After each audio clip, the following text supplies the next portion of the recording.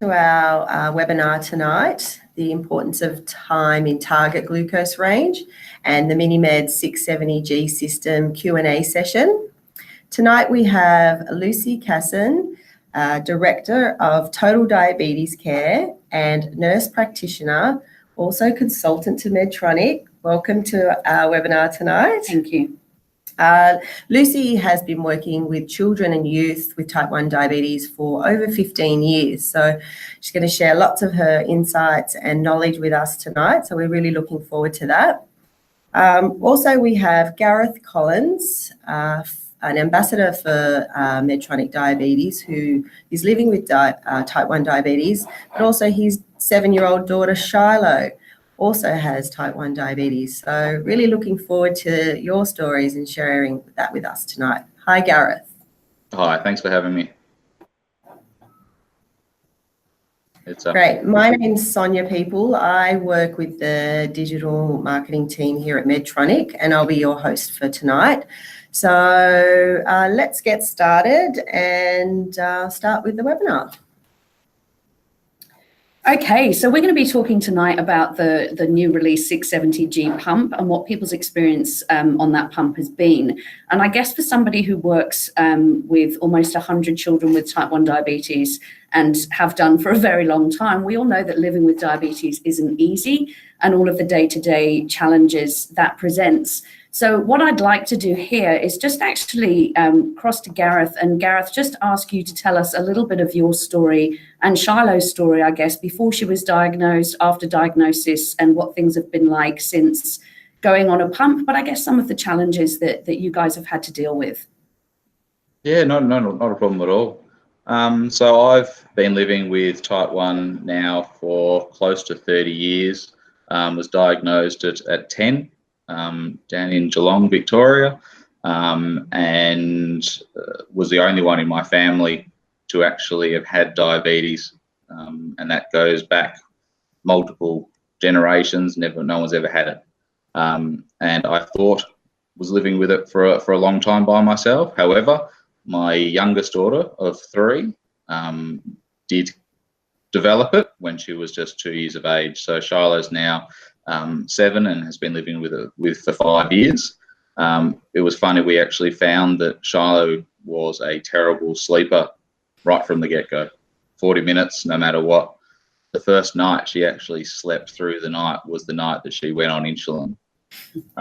So the pre-diabetes stage, or something fighting within her, was something just to take notice of.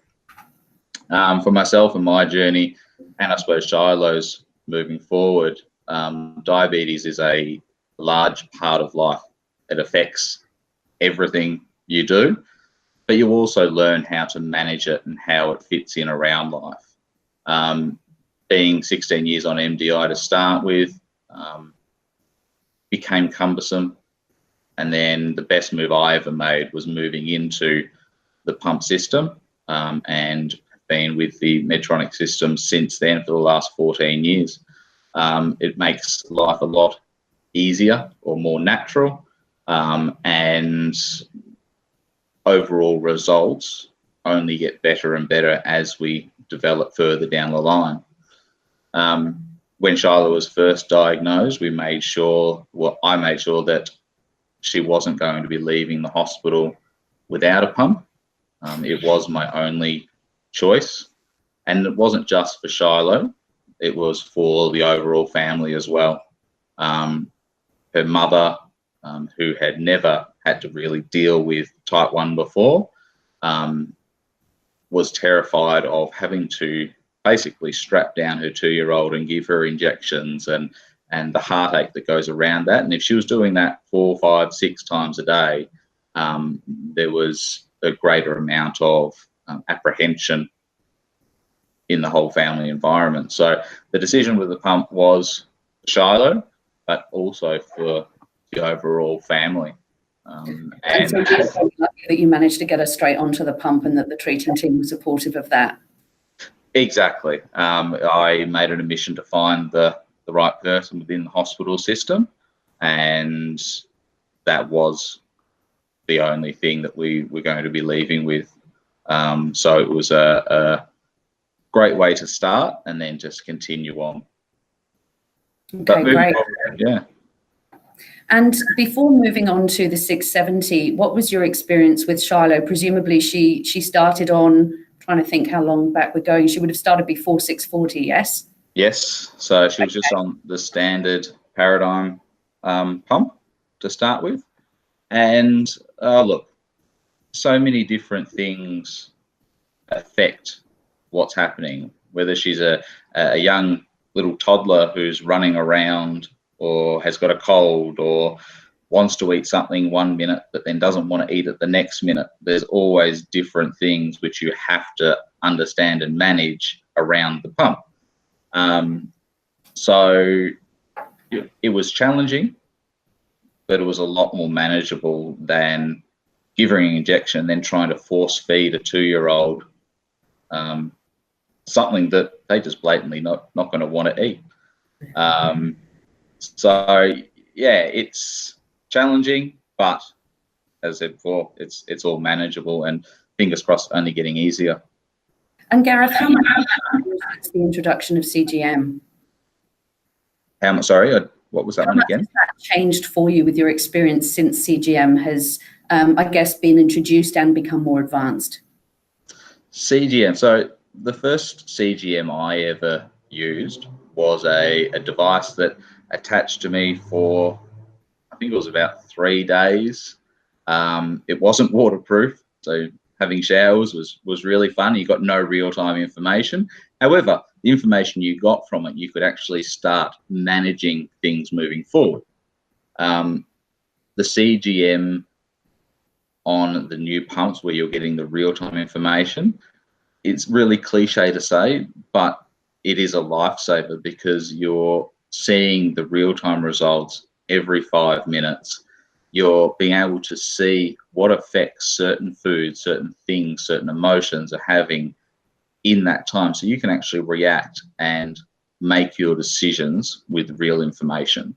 And especially when Shiloh was unable to communicate and sort of tell us what was happening, to have that CGM technology really made life a lot easier. Okay, great. What I'm going to move to talk about now is HbA1c. So I know as clinicians and healthcare professionals, we put an awful lot of focus on HbA1c, but the more we're learning, the more I personally am not putting too much emphasis on that anymore. And the reason for that is because different roads can lead to the same HbA1c. So I'm going to give the example of somebody who is sitting with an HbA1c of, say, 7%, and their sugars can be fluctuating dramatically in that 7% range. So they can be having lots of highs, they can be having lots of lows, and that snapshot HbA1c of 7%, is exactly that. So you can have 7% with your sugars doing this, or you can have 7% with your sugars sitting flat. So it doesn't really give a true indication of what that person's actual control is like. And that's where the 670 is really important, is that we're learning to shift our focus, I guess, to percentage of time in range. And we're certainly already seeing that those results are proving quite fruitful. So just moving on whilst talking about that is looking at what time in range actually means. So I haven't got type 1 diabetes, and my normal blood glucose range should be around about 3.9 to 7.8 millimoles per litre. And I should be achieving that most of the time. I'm using the word should quite loosely. Now, in Gareth and Shiloh's circumstance, they both have type 1 diabetes. Their target range is around about 3.9 to 10 millimoles, and their body is constantly, or sort of the insulin pump is trying to achieve that, and Gareth and Shiloh are trying to achieve that with the work they're putting into managing their diabetes.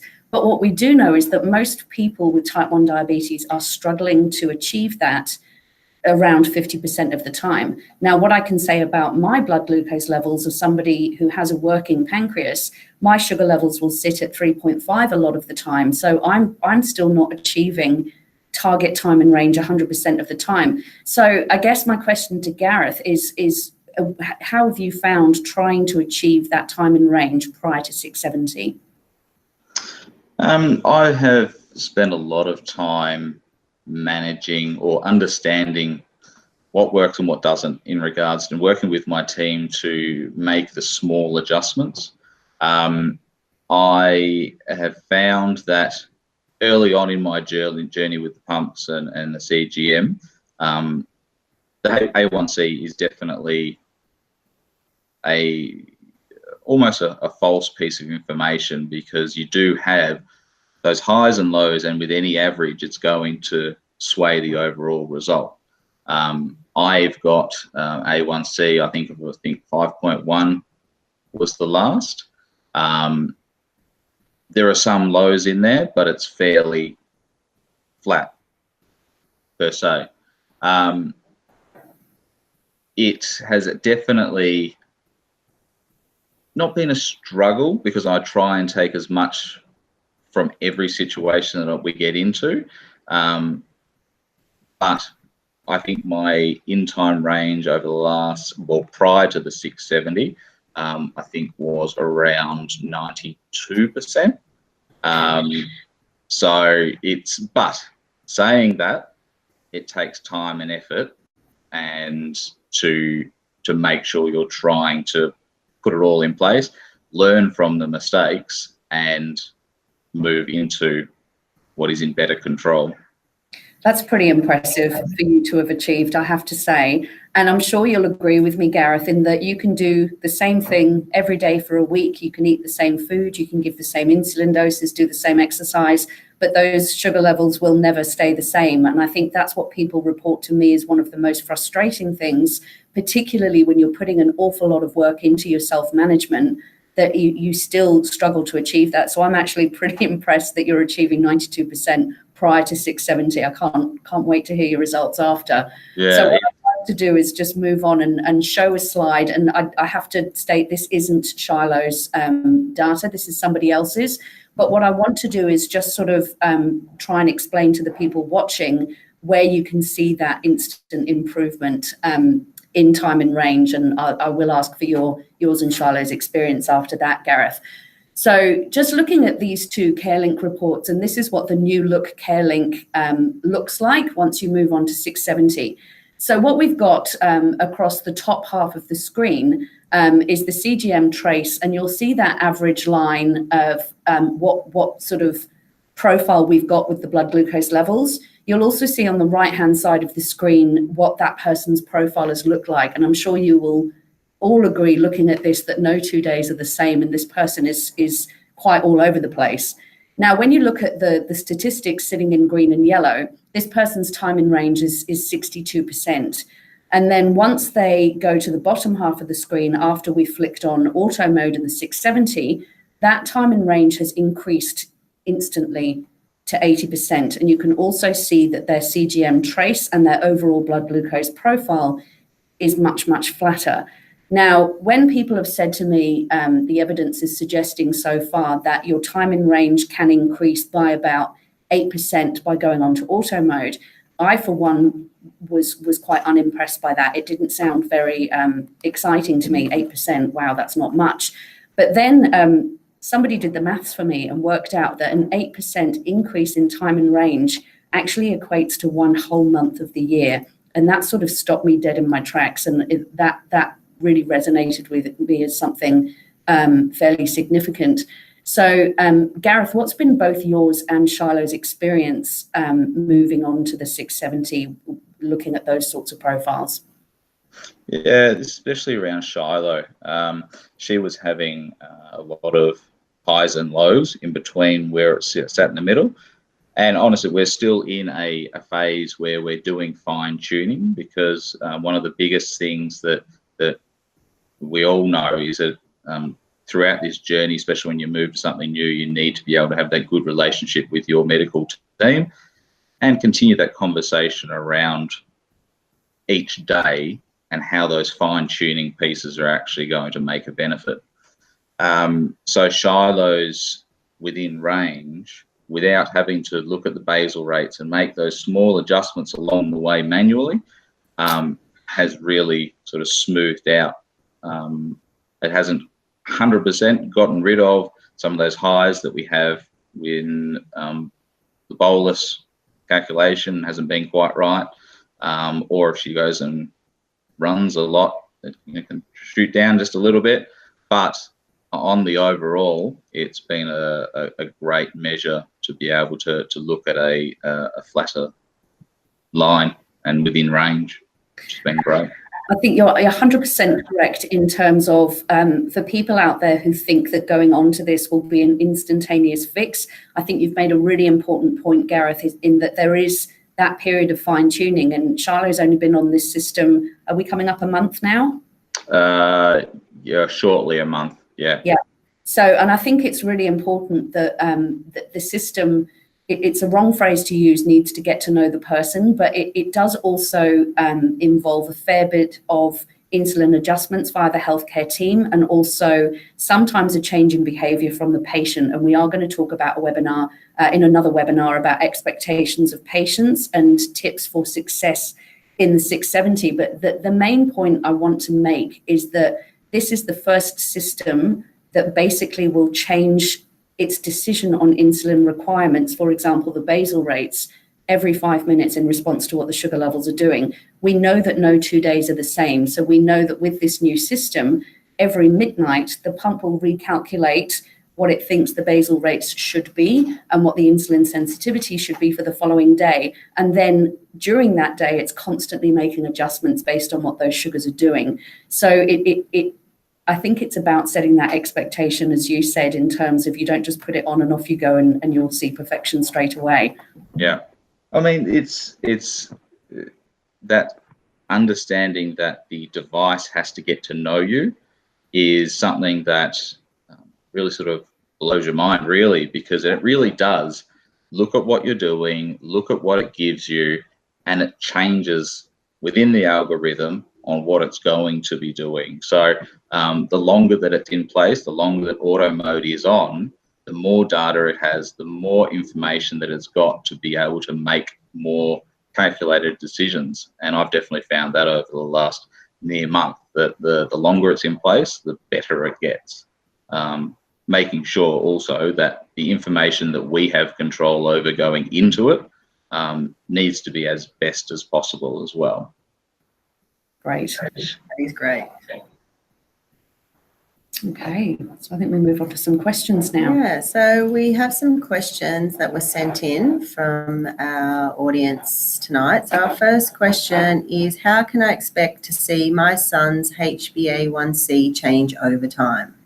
Well, I think I'll start in answering that and go back to what I spoke about earlier, is that, to be honest, you may not expect to see a change in the HbA1c initially, or in fact, even over time, particularly if that HbA1c is pretty close to target at the start. But what you will see is that less day-to-day variability and that increased time in range, which, as I said, as a clinician, that's what I'm now really using as my focus, rather than, and I know Gareth agrees with me by what he said, but rather than looking at that snapshot of the average of HbA1c. So it's probably too soon, Gareth, to expect you to have even had it measured in Shiloh. But as I say to people, please don't expect to see a huge change in HbA1c. Expect to see the increase in time and range and that less variability, which I know for a fact makes people feel better. And I don't know, from yourself and from Shiloh's experience, have you noticed any changes in behavior since seeing that less variability in blood glucose levels? Yeah, well, after being within this environment for the last 30 odd years, I know one of the biggest things that has been pushed upon probably all type 1s is the perfect number of that 5.5. That is going to now need to have a shift away from that's the perfect number to what's the perfect range. So that is really a big step in changing a mindset so that we can actually look at why it's happening for the better reasons. In regards to behavior and things, a lot more concentration, less fogginess in day-to-days when trying to recover from lows and that sort of thing. As I said, some of them still there with fine-tuning, but it's definitely a lot easier and more natural. Yeah, that's great. Yeah. Yeah. Great. Our next question.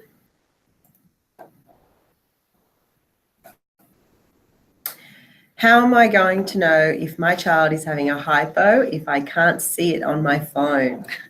I think this is a big one for me, and was certainly also the case with the 640G, is that my argument would be that even with the 640, it was stopping, 80 to 90% of hypoglycemia before it even happened.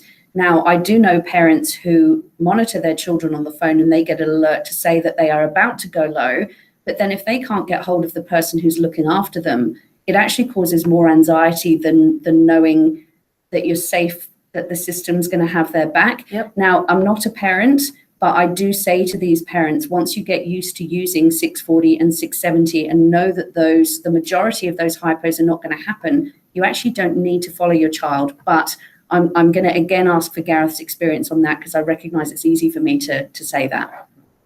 Yeah, I might have a controversial thought process around this, but especially with Shiloh, information is great.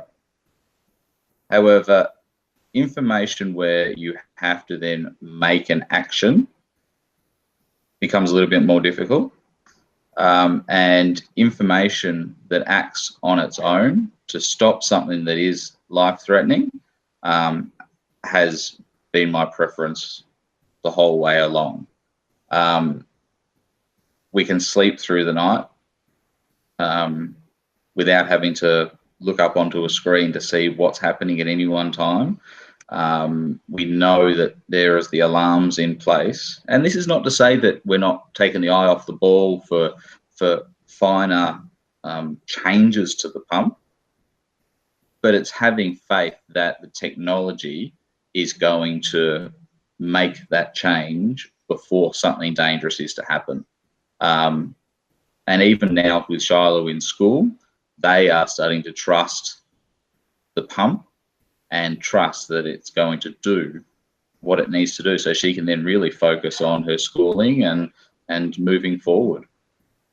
I think that's a really good point, and that's something that I do talk to my families about a lot, is that word trust. It will take time to trust the system, particularly if you have moved from another system where you're used to following something, but that trust generally comes way quicker than people expect it to. Okay, let's move on to the next question. Why can't I get my sensors on the END ESS? Great question. So there has been a slight delay in listing of the G3 sensors on END ESS, but we have received confirmation that that will happen on the 1st of April. The other good thing is that the new END ESS form was actually released yesterday evening. So what I would advise everybody to do is those who are already registered with END ESS for CGM is to print off the change of system form and get it signed by your healthcare professional, get it into END ESS and get that processed prior to 1st of April, and that shouldn't then delay you getting on this system. Obviously, for those who aren't already registered, there is a new form. So you print off the form for I'm a new CGM user, and again, you get your healthcare professional, whether that's your endocrinologist or credentialed diabetes educator, or there's a couple of other people qualified to sign the form. Get that done, get it in before the 1st of April, and hopefully you will then have your approval processed prior to the sensor listing happening. That's great news. Last question. I think my child is too young to go on a pump. What age do you recommend to get started? I personally don't have an age that I recommend. I've put small babies on a pump, and I work with young people up to the age of 19. And I think I'm going to, again, go over to Gareth in that I think you said Shiloh was diagnosed at 2? That's correct. Yeah, and there was no way she was too young, right? No. If anything, to put a child who is that age on injections makes it so much harder. So if I do get a particularly young child at diagnosis, I will always have that conversation about, would you consider a pump? Because I do think it's a better way to achieve control. And that's it, with the fact that the child also is going to be living with the disease for a very long time. the sooner you can get it under control and the sooner you can put their best foot forward, the less chance of complications and the less chance of having a future where diabetes is going to have more of an impact than it should. So I really believe that, you know, if you look for the best scenario early on, you can't go wrong. Great. Well, I think that's it for today. So thank you so much for your stories, your experiences, your knowledge, your insights. We look forward to having you come back again and do some more webinars. So thanks again for your time. Thank Thanks, you. Gareth. Thanks. Thank you.